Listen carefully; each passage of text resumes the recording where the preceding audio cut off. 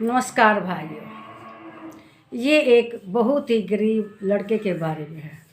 उसके पिता नहीं थे, माँ भी नहीं थी। वह अपनी दादी के पास रहा करता था।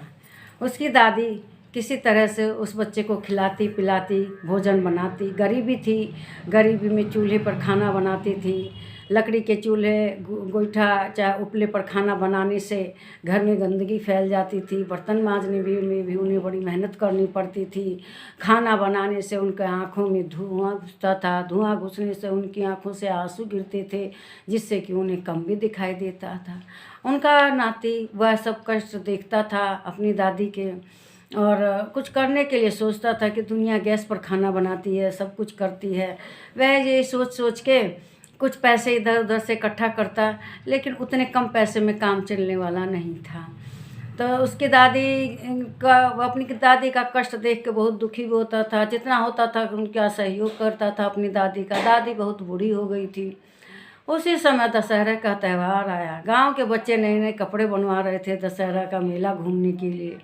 उसकी दादी के पास जो इकट्ठे पैसे थे, वह उसने अपने पोते को देते हुए कहा कि बेटा लो, तुम भी कपड़ा बनवा लो। सब बच्चे नए नए कपड़े पहन रहे हैं, मेले में घूमने जाएंगे, तरह तरह के सामान, खेल खिलौने खरीदेंगे, सामान खरीदेंगे, तुम भी अपने लिए कुछ खरीद लेना। यह कहकर बूढ़ी दादी ने उसको 2,000 रुपये दिए। अपने पास से किसी तरह से इकट्ठे किए थे मेहनत मजदूरी करके।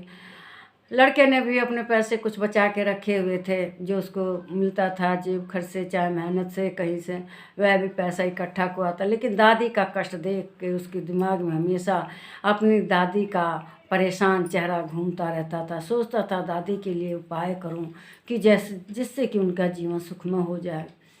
दशहरे के दिन सब लोग मेला घूमने गए हुए थे, वह भी मेला घूमने गया। उसके दिमाग में तो केवल अपनी दादी की परेशानी ही थी कि मेरी दादी कितने कष्ट से खाना बनाती है, खिलाती है, धुएं से उनकी आंखें खराब होती जा रही हैं। यही सोचकर वह एक गैस की दुकान पे गया, गैस सिलेंडर वाले की दुकान पे गया। गैस का चूल्हा वगैरह उसने सबका मोल भाव किया, लेकिन गैस के सिलेंडर में तो फिक्स दाम था, उसमें तो कोई घटबढ़ नहीं हो सकती थी। लेकिन चूल्हे वाले से कुछ उसने कहा सुना, कुछ उसने दया करी, गरीब के ऊपर चूल्हा सस्ते में दे दिया। और दशहरे के दिन इस तरह से अपनी दादी को गैस का सिलेंडर और चूल्हा ला कर दिया। उसने उस चूल्हे को लगाया, सिलेंडर में जोड़ा, उसमें आग जलने लगी। उसने अपनी दादी को समझाया कि इसमें इस तरह से जलाते हैं, इस तरह से खाना बनाते हैं। दादी ने देखा तो वो खुशी के मारे फूलों न छमा रही थी। वह बहुत खुश हो रही थी, कह रही कि बताओ मेरे पोते ने मेरे लिए मैं कितना बड़ा काम किया, मेरा कष्ट दूर कर दिया।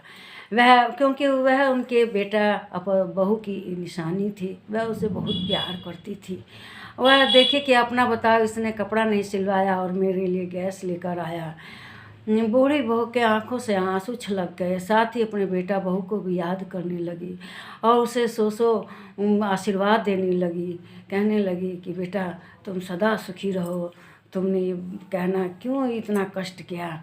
इसी समय उनको अपने बेटा बहू की भी याद आ रही थी कि बताओ, बिना माँ बाप का बच्चा है, सब बच्चे नए नए कपड़े सिलवा कर पहन रहे हैं, मेरा बच्चा पुराने ही कपड़ों में गया मेला घूमने, और मैं उसने अपने बारे में नहीं सोची, मेरे लिए सोचा, मेरे कष्ट को देखा और मेरे कष्ट को दूर करने के लिए वह सिलेंडर और गैस का चूल्हा लेके आया।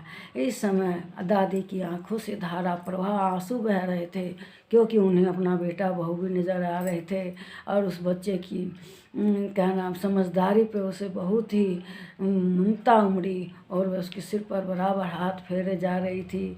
उसने बच्चे ने दादी के गोदी में सिर रखा हुआ था। दादी हजार आशीर्वाद उनको दे रही थी। वो बच्चा भी निरंतर आंसू बहा रहा था अपनी गरीबी के ऊपर, और दादी उस बच्चे की समझदारी देखकर आंसू बहाए जा रही थी कि आज हम इतना समर्थ नहीं हैं कि अपने बच्चों को खुशियाँ दे सकें। गांव में घर में सब बच्चे नए नए कपड़े पहने हैं, मेरा बच्चा पुराना ही कपड़ा पहना है, और पुराने ही कपड़े पहन के वो गया, गैस सिलेंडर लाया, गैस ले आया। कितनी उसको बूढ़ी दादी की चिंता थी।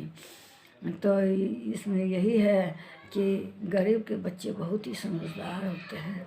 नमस्कार। मेरा अगर यह वीडियो करेंगे तो अच्छा रहेगा। इसको शेयर करें, इस पर कमेंट करें और सब्सक्राइब करें।